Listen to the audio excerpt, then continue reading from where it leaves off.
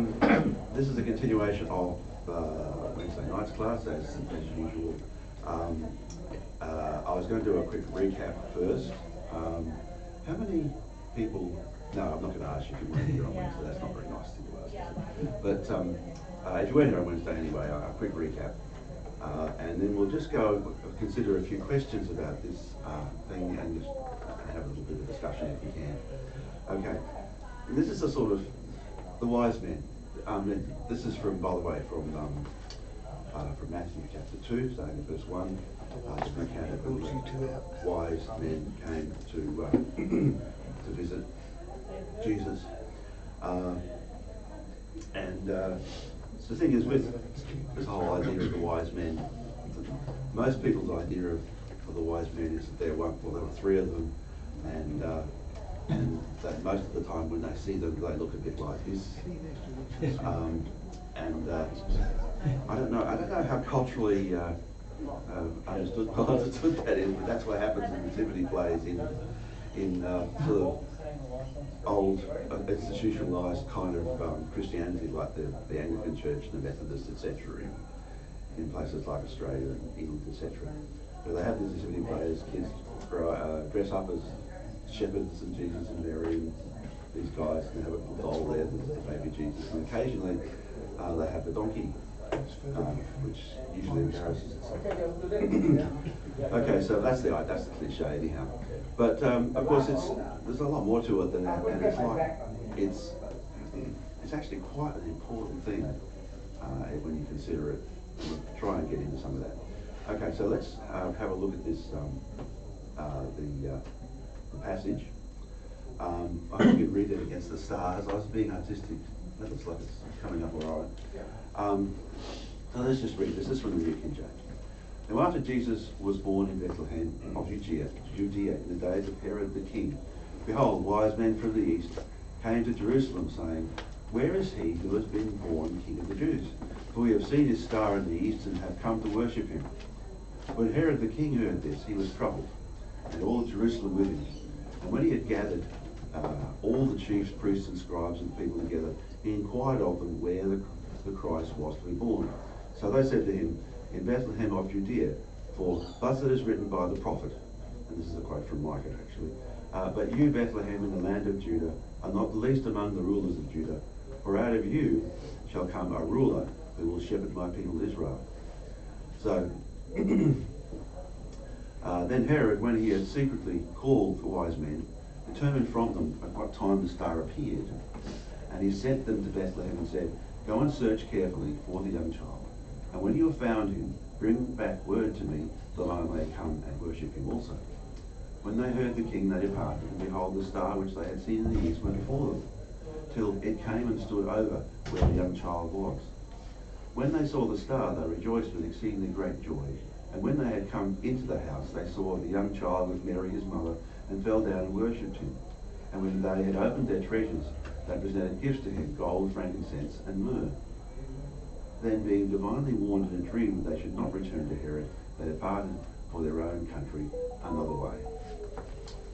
Okay, and that's essentially it. There's the odd mention, and of course, as we'll see, this is also in prophecy. So on Wednesday we went through it verse by verse, and I just want to quickly go through and bring out a few points, and then we'll move on. Okay, in verse 1, after Jesus was born in Bethlehem of Judea in the days of Herod the king, behold, wise men came. Wise men is normally referred to, essentially means what we call magi, M-A-G-I. Nothing about brands of food or anything. In Daniel 2:27, actually, can somebody read that? Daniel chapter 2, verse 27. Such people are actually sort of mentioned there. These people often were astrologers, magicians, and soothsayers, and often some of them were advisors to kings and important people. So this got Daniel 2:27. Daniel answered in the presence of the king and said, The secret which the king has demanded, the wise men, the astrologers, the magicians, and the soothsayers cannot declare to the king. Okay, so this is where the king had a dream and he wanted it to be interpreted, and these people couldn't do it, and of course Daniel did it. Sounds a bit like Joseph in Egypt as well, because of course in Egypt they also had advisors and magicians and things. Moses and Aaron encountered them when they talked to the Pharaoh as well, when they sorry? Yeah, before the plagues, they couldn't do much about the plagues, and then at the beginning they couldn't do, there were issues with staffs turning into snakes and things. That's the sort of people we're talking about. I guess they're not always advisors to monarchs, but these people probably were. They came from the east, which could be a bit of a distance away. Advisors to kings. Now, all the other thing is that these people were almost certainly, in fact, 100% sure these people were Gentiles. But you have to see also that they were in, perhaps, if they were in places like Babylon, Babylon even at this time still had a decent population of Jews living in quite reasonable harmony, and they would have been exposed to Jewish knowledge and perhaps to the scriptures, etc. Now the thing is, it doesn't say how long ago Jesus had been born in this. And even though, as we read later, Herod asked and found out how long ago the star appeared to them, but we're not told how long ago. So from this we don't know exactly when they came. However, we do have an idea, which we will get to. And of course this is the days of Herod. That's Herod the Great, the earlier Herod. This is a bit of a map about where they came from. If we go down to, let's try this. This is a pointer. Does it work? Is there a pointer going around and around? No. Okay, let's try again.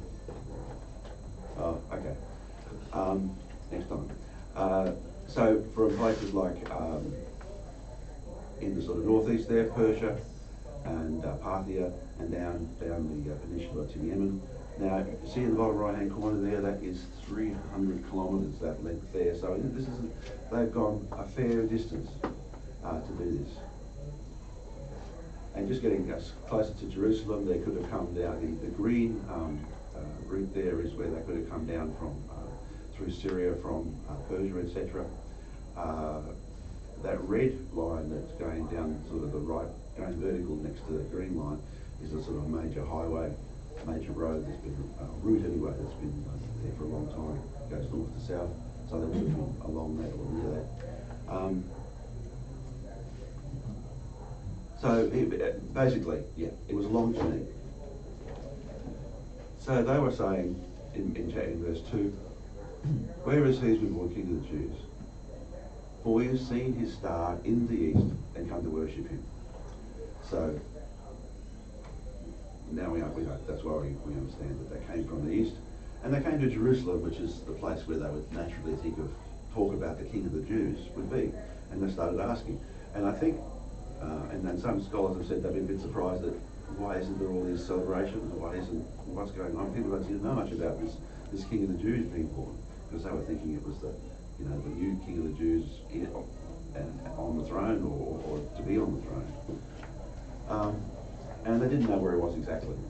The star at this point just got them to the general area, so they went to Jerusalem. And of course they saw the star in the east, as I said. And they wanted to worship him, as they said.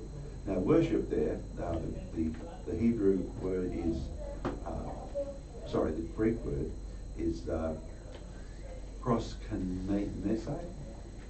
Anybody has a better pronunciation, I'm glad to hear it. And essentially it means worship, or revere, or show great respect to bow down to. It doesn't have to mean a god or deity. They don't necessarily were intending to worship a deity, they were intending to give homage to this king. That's perhaps how it started. But they would have been suspicious about the start. Okay. 3. And verses 3 and 4, when Herod the king heard this, he was troubled, and all Jerusalem with him. When he gathered all the chief priests and scribes and the people together, he inquired of them where the Christ was born. Obviously, they made no secret. They were out there asking. Herod found out. He was troubled, and so was all Jerusalem. How did that happen? Well, Herod is troubled for the simple reason that, just a minute.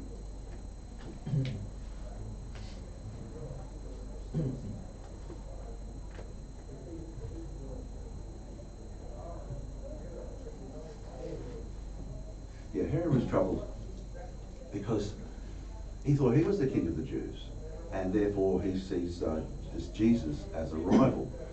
The thing is, Herod wasn't Jewish. He was a usurper, a foreigner. And he feared the one who was born king of the Jews was going to attempt to take over his dynasty. He was near the end of his reign. He was quite old. He was anxious concerning the succession. He'd be most unhappy to hear about this. A rival dynasty had been born, and the successor would be an actual Jew, which meant he would really actually qualify to be king of the Jews. And Herod wanted some members of his own family to continue the dynasty, and of course they did. Now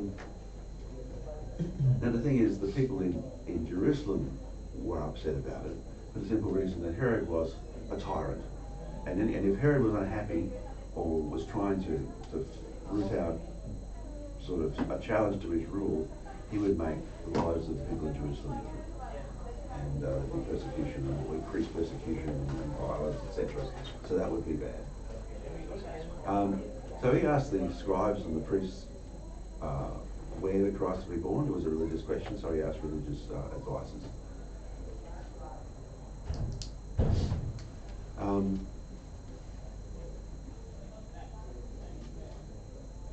So they said in Bethlehem, because they saw what the prophet had, they looked up what the prophet had written in Micah chapter 5, verse 2. Bethlehem, which is probably, it comes as a surprise to some of them because it's a little tiny town in the middle. So Herod called the wise men, found out when the star had appeared. Why did he want to know when the star appeared? What can you find out? If you know when the star appeared, there's some other variables there. But what can that tell you about Jesus? When he was born, yeah. So how old he is now. And that could be useful in a number of ways. So he sent them off to Bethlehem. He said, go and search carefully for the young child. When you found him, bring him back word to me, that I may come and worship him also. Now anybody who knew Herod would be thinking, but these guys did not know Herod. And so they were quite happy to do that. So he sent them to Bethlehem, but of course he didn't want to worship Jesus, he wanted to kill him. He wanted to kill off this rival. And he wanted to know how old the rival was, how old the child would be, so to make his search easier.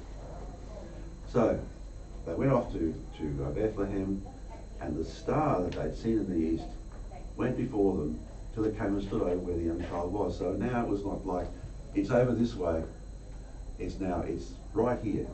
It's become more on a smaller scale, more accurate, I guess. And it specifically guided them. So there was no chance they had the wrong place.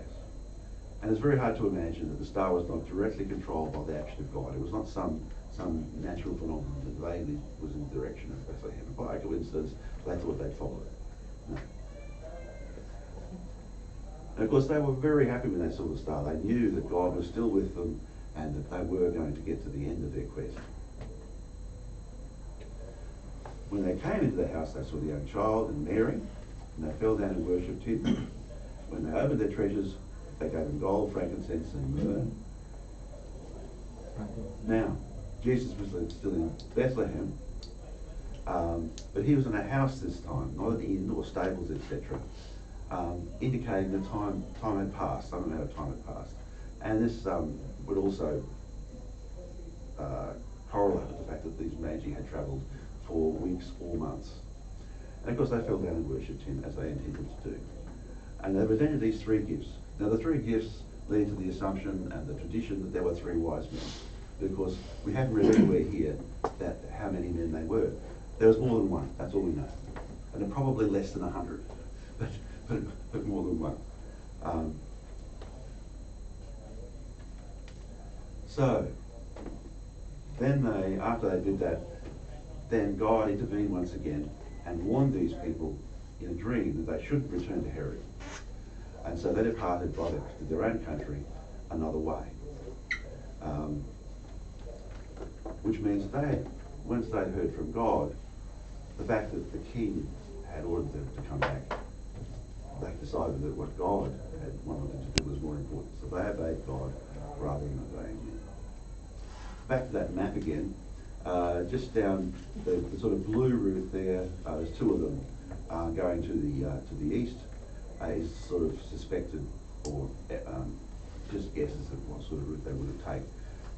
Because they would have not just not gone back to Jerusalem, they probably would have to have thought they should avoid places where there are strongholds of the king's men, etc. So it's all a bit of stealth and espionage, etc. So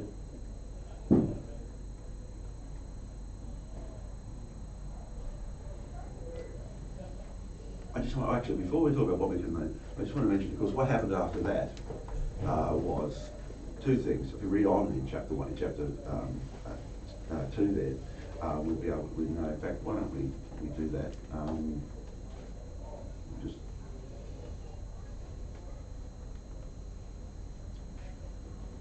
who would like to read from verse 12?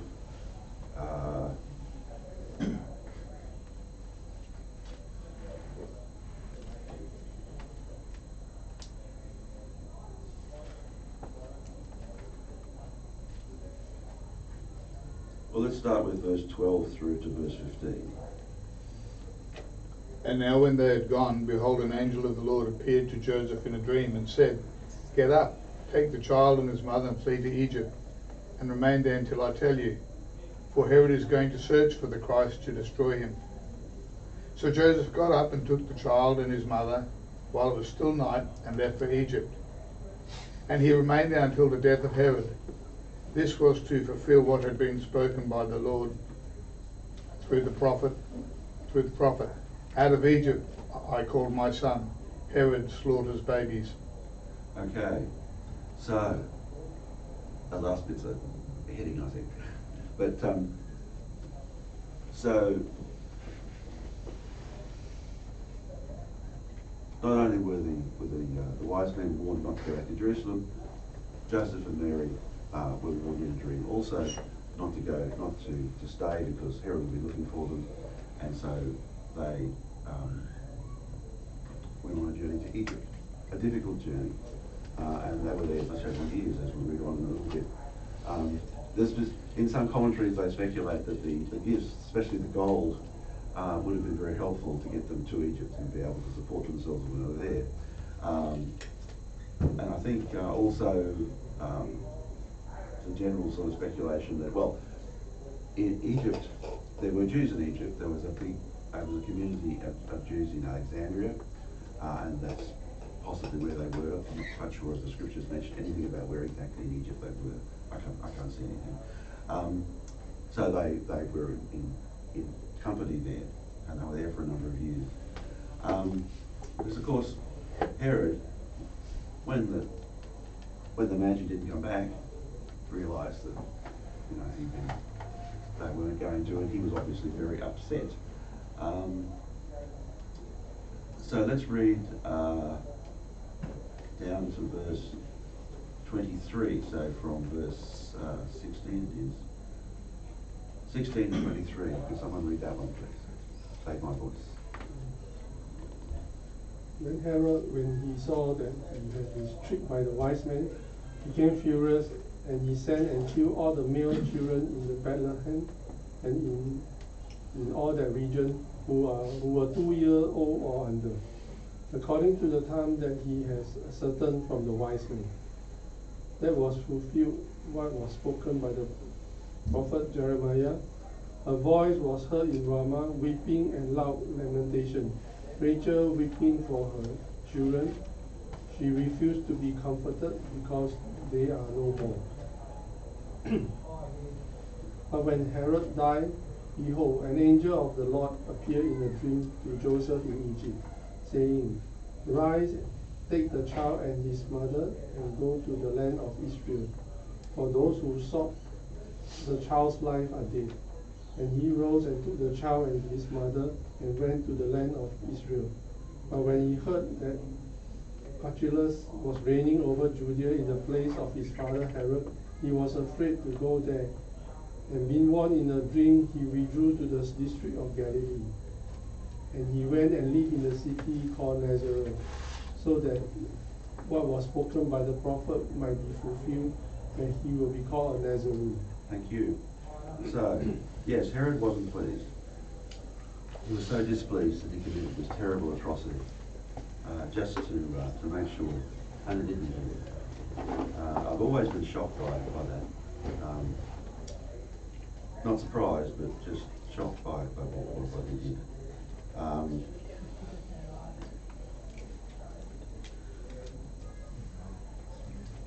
Thinking to eliminate this new dynasty from the beginning. And of course this is this is prophesied from Jeremiah 31 verse 15.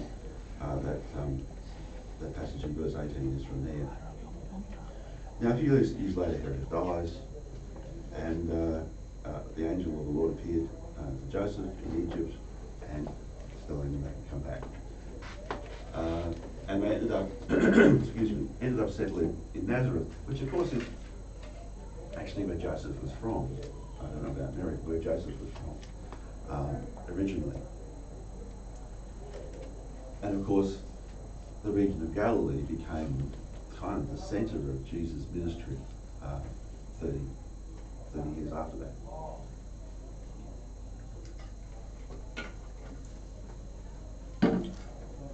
So that is Jesus' rather turbulent time as a baby.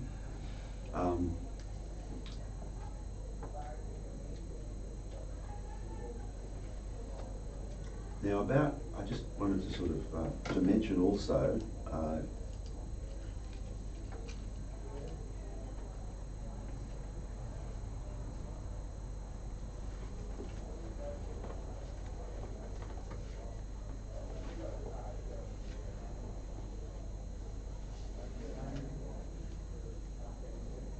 in verse 11, Jesus, in verse 11, when they came to visit Jesus, because he was still in Bethlehem. Now the thing is, as I said, very probably it had been some time since the child was born, and some think that the visit of the Magi to Bethlehem was after the presentation in the temple of the child, which was 40 days after his birth. That's what you do. And of course we can read about that in Luke chapter 2, verse 22. Now, immediately after the Magi came to visit them, they didn't have time to go, they didn't go to Jerusalem again, so they would have had to have done that beforehand. So Jesus was at least 40 days old, 41, 42 days old by the time the Magi turned up. So, a bit older. A bit more, a couple of other bits of background.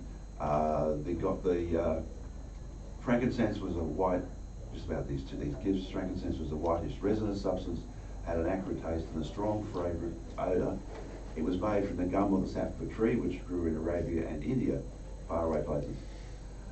Frankincense was used chiefly in sacrifices at the temple, and myrrh is also another gum, a precious gum, made from a tree that grew in Arabia, Egypt and Persia, and was used quite a lot as a perfume, and as a fumigation, which is interesting to use them both to fumigate things and as a perfume. You can sort of draw conclusions from that. But it was also used as an ingredient in a very precious ointment, some sort of medicinal ointment. Okay, so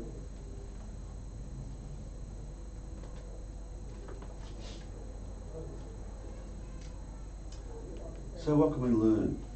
What can we learn about from this story, apart from what we've already discussed? There's a number of things which we can look at in these verses.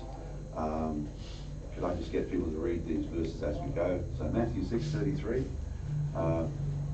Well, one thing is that they made a real effort. You can see how far they travelled and how much they know that they persisted and were rewarded for those efforts. Matthew 6:33. This is sort of like we can see these qualities or these actions in the scriptures as well. Anybody got Matthew 6:33? Verse 33, but seek first the kingdom of God and his righteousness, and all these things shall be added to you. Okay, well, they were certainly doing that. They weren't quite sure what they were seeking, but that is what they found. They obeyed God rather than man. In verse 12, they decided not to go back to Herod. Acts 5:27 to 29 is a terrific example of this.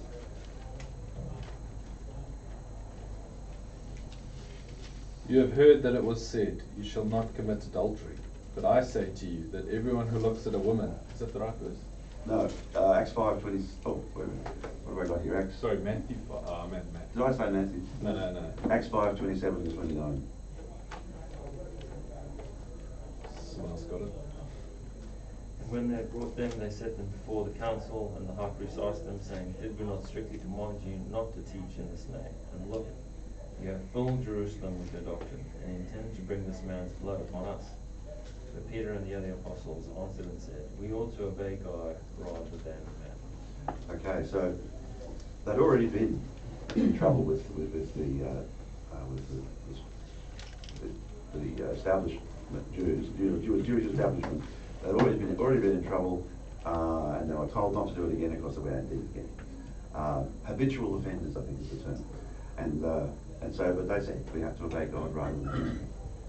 That's it. And they finished what they started. They found they worshipped the Christ. In Luke 9:62, it says that anybody who puts their hand to the plough and looks back is not worthy of the kingdom of God. So, and these guys, they travelled for months or weeks or whatever, and not knowing where they would go and not knowing what the star would tell them.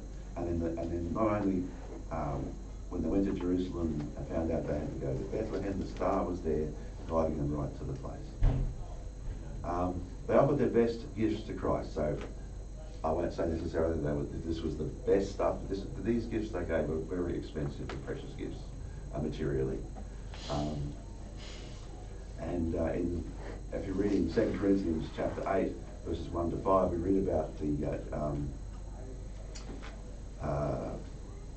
Paul talking about the generosity of the Macedonians in sacrificing to give to this collection that was going to do with the famine in Jerusalem. Okay, so I'm just going quickly through that to save a bit of time. Okay, I just wanted to consider a few questions in the few minutes we have, only a few minutes. The Magi were, and I'm after ideas from you. The Magi were Gentiles, so God involved them. What does that, not just why, but what does that mean? What does that sort of imply? That everyone has access to Christ. Everyone, yeah, exactly. This is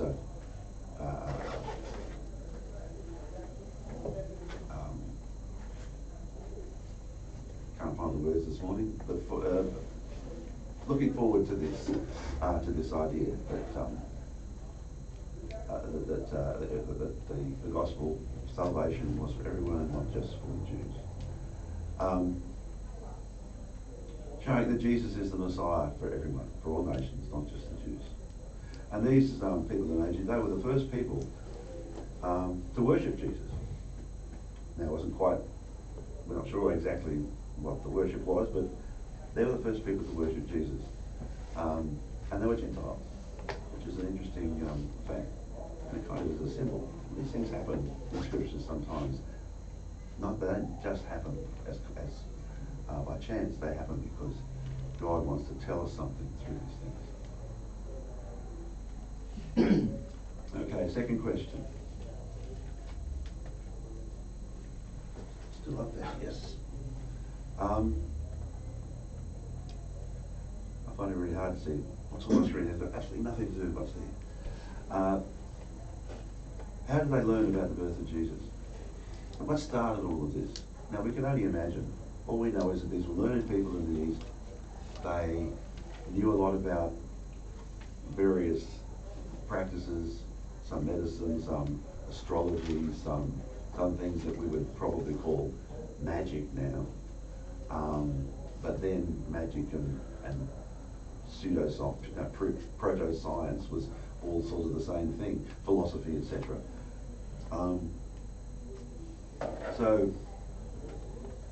But also, of course, as I said before, they were in, they may well have been in Babylon and other places in the East where Jews still lived, and they may have heard about, as scholars, they would be interested in the Jewish scriptures and Jewish traditions, and they may well have learned about the idea of the Messiah. But of course that didn't really tell them when, did it, and where. So, which brings us to the next question is,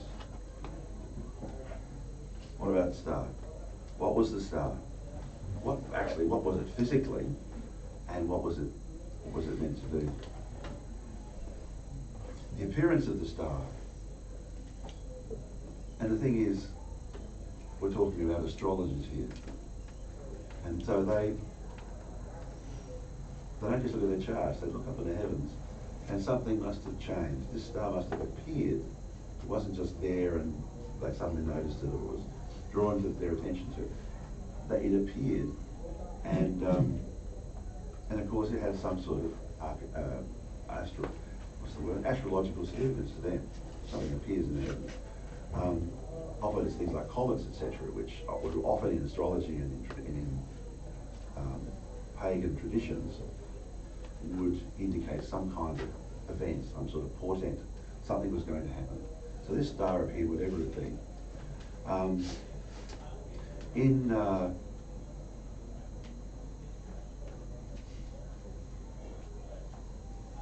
In some way they learned and realised that this was a sign that this prophecy about the birth of the King of the Jews was at hand, and they decided to follow the star and find out what they would see. So in Numbers chapter 24, verse 17, and I've got it here, I'll just read it. It says, I see him, but not now. I behold him, but not near.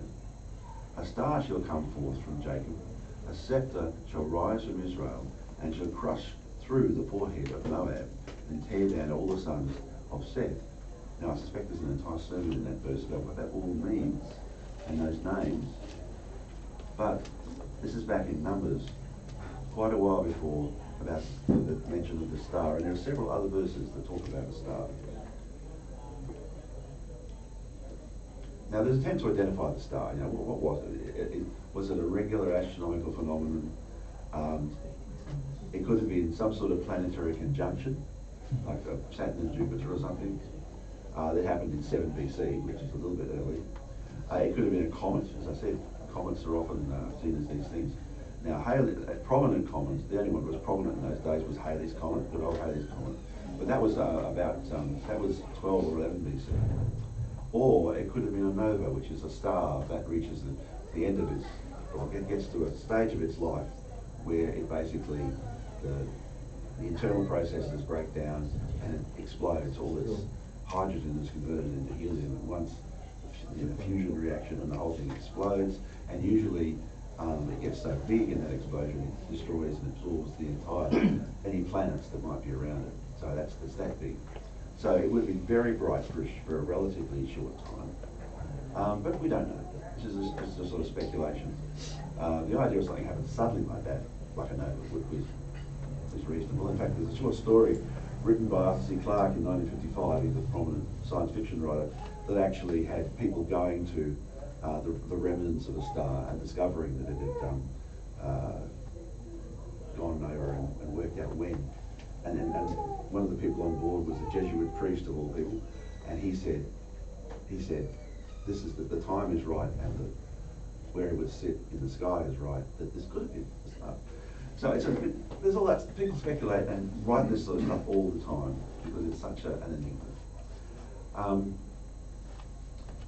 I guess that's basically all I've got, considering the time. But if anybody have any comments to make before we finish? I find the star very fascinating. Yeah. You know, it's bright enough or obvious enough for them to be able to see it from the east and to be able to follow it to where Jesus was. And it says that the star stood above where the young child, stood over where the young child was. I don't know. I mean, you know, there are so many stars in the sky. Looking at one particular star, I can't tell where exactly the star is standing. I mean, even the moon, which is even bigger, can you tell where exactly is the moon standing? I mean, moon is always in front of me no matter where I head. So this is something that's supernatural. Well, that's right. It's all, and of course, the star might be there, but the Earth rotates underneath it, and so it'll change. Its position in the sky will change as the night wears on. There's all these factors, etc. So really, it points to whether it was a physical object or something that God enabled them to see. Who knows? Same as the Exodus. They were guided. Yeah. They were told exactly where to go. They didn't pick routes. They had clouds and that. The pillar of fire, etc. Yes. And so, yeah, God is actually actively producing something that guided these people. He wasn't absolutely sure they got there, and of course he did. And another question that Becky, you asked that question. We talked last night, Wednesday night. This business of the fact that after Jesus was born in Bethlehem, they had to flee to Egypt for several years because of Herod. And that seems reasonable to us humans, but we're thinking, this is God here. Why did the Son of God have to get on a donkey and flee all the way to Egypt to get away from an earthly king, when this is God here and God is the one in control? It doesn't seem quite right, does it? It has why? Surely God could have arranged something a little bit less desperate and a little bit less human and risky and all that jazz. But the thing about it, what does that statement miss? What are we missing? Why would this happen this way? Anybody care to sort of? It's foretold. Yes, it was foretold. But that's a bit circular, I'm doing this because it was foretold. If I hadn't read it being foretold, I wouldn't have done it. But to agree, that's exactly it, isn't it? Yeah. It's the fact that it's so counterintuitive that nothing else could have fulfilled the prophecy. It's just, there's no ways that man would come up with this idea because we think it's too stupid. But God actually realized how perfect it is to be foretold, to be. I was thinking about it on Wednesday when you were teaching me. Even the fact to be born of a virgin. It's out there. Yeah, exactly. We talk about it like it, and all of this really stems around even the one lesson I did a few years back. The idea that we just can't, the same way my kids can't comprehend the world without the internet. We can't comprehend the world without Christ. We can't comprehend it, and these people were living it. They were living right in that. Yeah. This is the internet. This is salvation. It's just beyond. Imagine trying to tell people, I've had nothing to do with my wife, but she's pregnant. Oh, she's cheated on you. No, actually, no, she hasn't. It's like, we can't comprehend this stuff. We can't comprehend this stuff being real, to a degree. We believe, we have faith, there's all the evidence, and that's why I think all of this is like, because it's just, this is too much for us to comprehend if it was any other way. It really is. Yeah, I don't know. I think in a way it runs parallel to our lives today.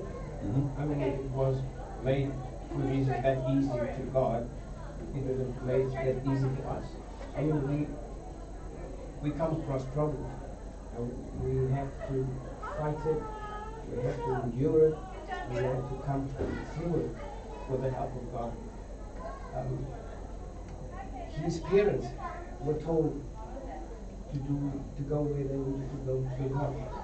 So God tells us what to do. It's not going to be easy. It's going to be hard, but pick up that cross and you I think that's a really good point. And it looks forward to when Jesus had grown up. We read in Hebrews chapter 2 about the fact that Jesus was tempted just as we are. And we should know that. And we should take, think about what that means. Jesus didn't come here and because he was had supernatural powers, he didn't worry about temptation and all that stuff. No, he was a human being, you know, all those things. And was tempted and went through the same trials and things of those days that they did. And the same temptations that we have today. Perhaps a little different in some ways, but you know, the same temptation. Anyway, so let's close in a prayer. Yeah, just bow with me. Our Lord, our gracious Lord, we are really thankful for this, for what we're going to read, this story of Jesus' birth and the events around it, Lord, and we can see that his birth just was so significant and so monumentous, even as a baby. He was